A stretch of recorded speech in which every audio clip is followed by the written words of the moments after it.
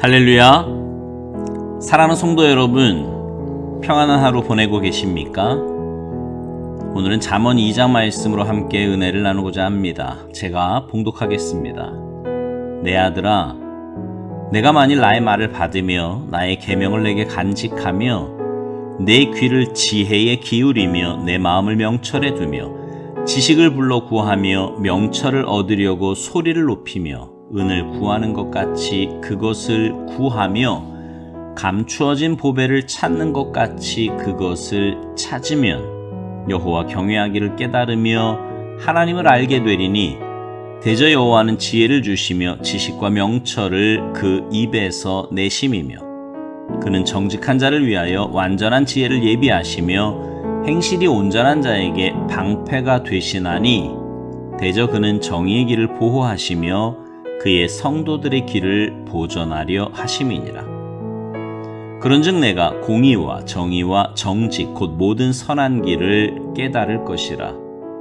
곧 지혜가 내 마음에 들어가며 지식이 내 영혼을 즐겁게 할 것이요 근신이 너를 지키며 명철이 너를 보호하여 악한 자의 길과 패역을 말하는 자에게서 건져내리라.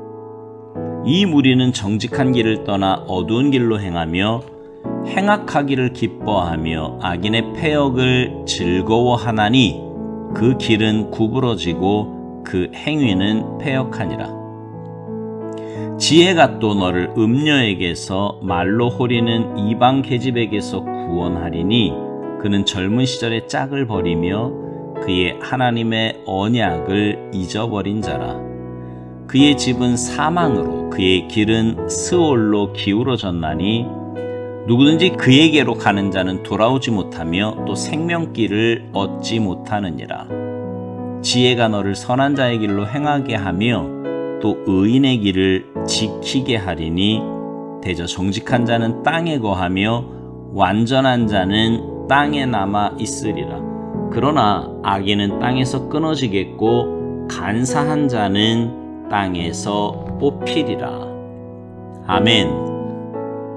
어린 시절에는요, 과자나 장난감을 많이 가지고 있으면 행복하다고 생각을 합니다. 학창 시절에는 공부를 잘하면 더 이상 바랄 것이 없다고 생각을 하지요. 어른이 된 후에는 돈을 많이 가지면 최고의 행복을 가진 것이라고 굳게 믿지만 사실 그 어느 것도 진정한 행복이 아니라는 사실을 우리는 모두 그 시절이 지나가 버린 후에야 알게 됩니다. 그러면 여러분, 참 행복과 이 세상에서 가장 좋은 일은 뭘까요? 결론부터 말하면 하나님 만나는 거고요. 그 하나님께 귀하게 쓰임받는 겁니다. 그러면 여러분, 우리가 어떻게 할 때 하나님께 귀하게 쓰임받을 수 있을까요? 먼저 숨은 죄를 고백하고 작은 죄라도 미워해야 합니다. 잠언에는요, 죄를 경계하고 미워하라는 말씀이 여러 곳에 나와요. 잠언 14장 9절, 미련한 자는 죄를 심상히 여겨도 정직한 자 중에는 은혜가 있느니라. 잠언 28장 13절, 자기의 죄를 숨기는 자는 형통하지 못하나 죄를 자복하고 버리는 자는 불쌍히 여김을 받으리라. 여러분, 우리는요, 작은 죄를 두려워해야 합니다. 죄는요, 누룩과 같아요. 누룩이 작은 것 같지만 그 전염성이 대단한 것처럼 작은 죄악으로 인해 죄의 길에 들어서면 나중에는 큰 죄악으로 빠질 수밖에 없습니다. 그러므로 우리는 악한 마귀가 범죄하게 만드는 모든 유혹을 처음부터 끊어버리는 그런 성도가 되어야 합니다. 또한 누구나 숨은 죄가 있지요. 이 숨은 죄가 고백되지 않는 한 영적 성장은 불가능합니다.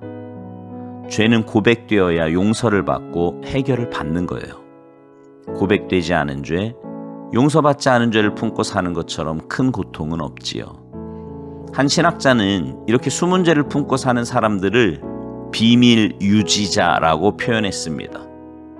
그는 그리스도인의 비밀 유지자의 모습에 대해서 이렇게 묘사했어요. 최근에 나는 오래전부터 우리 집 뒷뜰 바닥에 놓여있던 가로 2 세로 6피트짜리 널판지를 뒤집었다.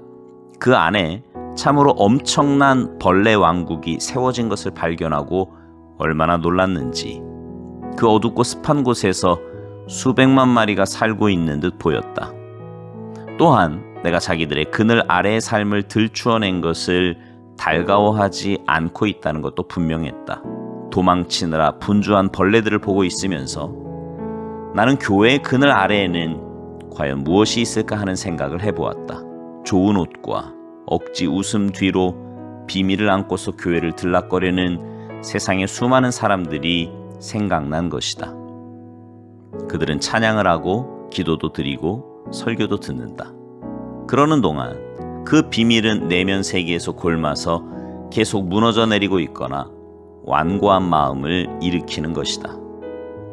그들은 비밀이 탄로날까봐 두려워하며 교회에 오고 남은 평생을 그런 괴로움 속에서 살아야 하는 두려움을 간직하며 돌아가기가 쉽다. 내 말을 믿어주었으면 한다. 교회의 그늘이 거기에 있다.